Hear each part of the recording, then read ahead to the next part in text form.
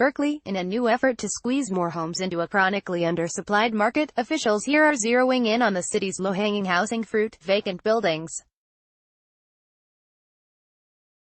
The Berkeley City Council this week voted to start fining some landlords who let their properties sit empty too long, hoping the move will help boost the city's housing stock and clean up its unsightly run-down buildings. "We are in a housing crisis," Mayor Jesse Araguin said Tuesday before the council vote. "We have a number of buildings in the city of Berkeley that are completely vacant, which is, frankly, criminal."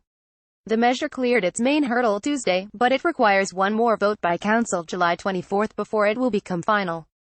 If it passes, the measure will go into effect 30 days after the final vote. As the Bay Area struggles under the weight of a crushing housing shortage, several cities have considered ways to turn ugly, vacant buildings into livable housing. Earlier this year, Oakland City Councilwoman Rebecca Kaplan proposed taxing the owners of empty buildings thousands of dollars a year, but she withdrew the measure before it made it onto vote's November ballot. Instead, she hopes to create a city registry of vacant buildings, which would require owners of empty properties to pay a registration fee, and if the building is a blight on the neighborhood, pay a fine. Kaplan expects the registry, which unlike a tax, would not require voter approval, to go before City Council this fall. There are more than 141 vacant residential buildings in Berkeley, with 400 empty units between them, Councilwoman Kate Harrison said Tuesday. Of those, 68 have been vacant for more than a decade. And that only includes buildings required to register with the Rent Control Board. The city has no way to track the vacancy rate of newer buildings, or those that are otherwise exempt from rent control.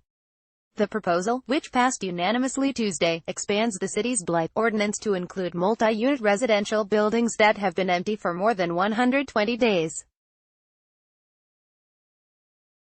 Now landlords would be fined if their buildings are both empty and are an eyesore in another way, if they are falling apart, overgrown with weeds, or in drastic need of a paint job, for example.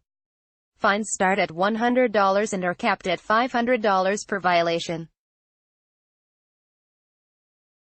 Harrison, who says similar ordinances in West Sacramento and Roseville inspired her proposal, acknowledged the fines aren't that severe and can still be brushed off.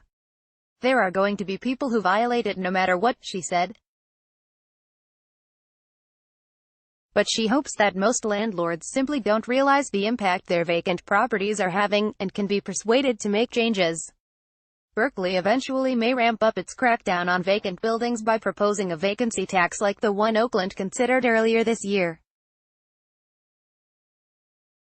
Such a tax, which would need to be approved by voters, is certainly on the list for the future, Harrison said. Berkeley homeowner Eric Friedman, 47, spoke up during Tuesday's council meeting to protest the ordinance he says falsely equates vacancy and blight. "It should be up to a homeowner to decide how to use his or her property, not the city council," he said. "Just because something is vacant doesn't make it a nuisance," he said in an interview.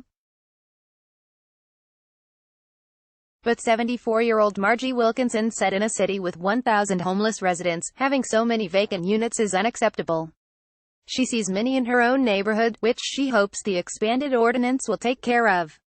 "I've been reporting vacant buildings to the city," Wilkinson said, "and I have to say, it feels like nothing ever happens.